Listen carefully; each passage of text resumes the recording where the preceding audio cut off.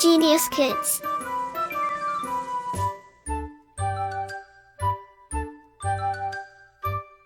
Cultivating love for learning. अध्याय 17 नींव की ईंट। प्रस्तुत पाठ में नींव की ईंट का उदाहरण देकर बच्चों को निस्वार्थ त्याग और बलिदान की प्रेरणा दी गई है। इसमें बताया गया है कि आज देश और समाज के लिए ऐसे युवाओं की आवश्यकता है जो प्रशंसा के कारण नहीं, कर्तव्य के कारण कर्म करे। वह जो चमकीली सुंदर सी इमारत है, वह किस पर टिकी है?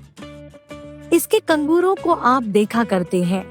क्या कभी आपने इसकी नींव की ओर ध्यान दिया है? दुनिया चमक-दमक देखती है, ऊपर का आवरण देखती है, आवरण के नीचे जो ठोस सत्य है, उस पर कितने लोगों का ध्यान जाता है? सत्य सदा शिवम होता ही है, किंतु वह हमेशा सुंदरम भी हो, यह आवश्यक नहीं। सत्य कठोर होता है, कठोरता और भद्दापन साथ साथ जन्मा करते हैं, जिया करते हैं। हम कठोरता से भागते हैं, भद्देपन से मुख मोड़ते हैं, इसलिए सत्य से भी भागते हैं। नहीं तो हम इमारत के गीत नींव के गीत से प्रारंभ करते। वह ईंट धन्य है जो कट छट कर कंगूरे पर चढ़ती है और बरबस लोक लोचनों को अपनी ओर आकृष्ट करती है। किंतु धन्य है वह ईंट जो जमीन के साथ हाथ नीचे जाकर गड़ गई और इमारत की पहली ईंट बनी। किसी पहली ईंट पर उसकी मजबूती और पुख्तेपन पर सारी इमारत की अस्ति नास्ति निर्भर करती है। उस ईंट को हिला दीजिए, कंगूरा बेतहाशा जमीन पर आ गिरेगा। कंगूरे के गीत गाने वाले हम, आइए अब नींव के गीत गाएं। वह ईंट जो जमीन में इसलिए गड़ गई कि दुनिया को इमारत मिले, कंगूरा मिले। वह ईंट जो सब ईंटों से ज्यादा पक्की थी, जो ऊपर लगी होती तो कंगूरे की शोभा 100 गुनी कर देती, किंतु जिस ईंट ने देखा इमारत की पायदारी उसकी नींव पर मुनहसर होती है, इसलिए उसने अपने को नींव में अर्पित किया। वह ईंट जिसने अपने को 7 हाथ जमीन के अंदर इसलिए गाड़ दिया कि इमारत जमीन से 100 हाथ ऊपर तक जा सके। शब्दार्थ: आवरण, पर्दा। शिवम कल्याणकारी, भद्दापन, बदसूरती, लोक लोचनों, लोगों की दृष्टि, अस्ति नास्ति, होना न होना, पायदारी, मजबूती, मुनहसिर, निर्भर। वह ईंट जिसने अपने लिए अंधकूप इसलिए कबूल किया कि ऊपर के उसके साथियों को स्वच्छ हवा मिलती रहे, सुनहरी रोशनी मिलती रहे। वह ईंट जिसने अपना अस्तित्व इसलिए विलीन कर दिया कि संसार एक सुंदर सृष्टि देखे। सुंदर सृष्टि। सुंदर सृष्टि हमेशा ही बलिदान खोजती है, बलिदान ईंट का हो या व्यक्ति का। सुंदर इमारत बने इसलिए कुछ पक्की पक्की लाल ईंटों को चुपचाप नींव में जाना है। सुंदर समाज बने इसलिए कुछ तपे तपाए लोगों को मौन मूक शहादत का लाल सेहरा पहनना है। शहादत और मौन मूक।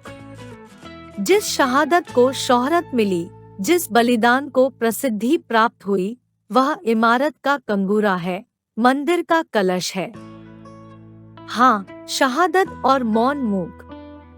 समाज की आधारशिला यही होती है। ईसा की शहादत ने ईसाई धर्म को अमर बना दिया, आप कह लीजिए। किंतु मेरी समझ में ईसाई धर्म को अमर बनाया उन लोगों ने जिन्होंने उस धर्म के प्रचार में अपने को अनाम उत्सर्ग कर दिया। उसमें से कितने जिंदा जलाए गए, कितने शूली पर चढ़ाए गए, कितने वन वन की खाक छानते जंगली जानवरों के शिकार हुए, कितने उससे भी भयानक भूख प्यास के शिकार हुए।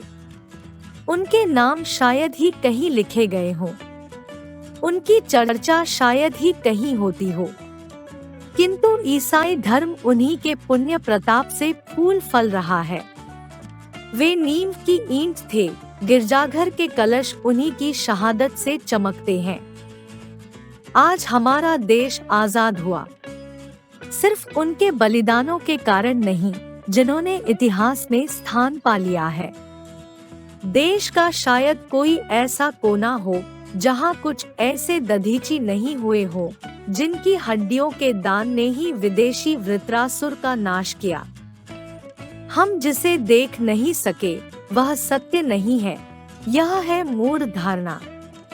ढूंढने से ही सत्य मिलता है। हमारा काम है, धर्म है, ऐसी नींव की ईंटों की ओर ध्यान देना। सदियों के बाद नए समाज की सृष्टि की ओर हमने पहला कदम बढ़ाया है। इस नए समाज के निर्माण के लिए हमें नींव की ईंट चाहिए। अफसोस, कंगूरा बनने के लिए चारों ओर होड़ा होड़ी मची है। नींव की ईंट बनने की कामना लुप्त हो रही है। 7 लाख गांवों का नव निर्माण, हजारों शहरों और कारखानों का नव निर्माण, कोई शासक इसे संभव नहीं कर सकता।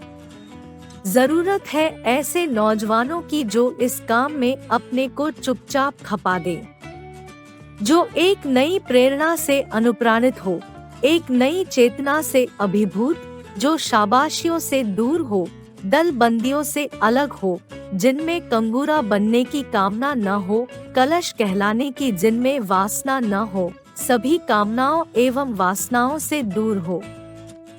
उदय के लिए आतुर हमारा देश चिल्ला रहा है, हमारी नींव की ईंट किधर है? देश के नौजवानों को यह चुनौती है। रामवृक्ष बेनीपुरी। शब्दार्थ: अंधकूप, अंधेरा कुआं, शहादत, बलिदान, आधारशिला, बुनियाद का पत्थर, मूढ़, मूर्ख, अनुप्राणित, प्रेरित, वासना, इच्छा, आतुर, उतावला। Like, share and subscribe.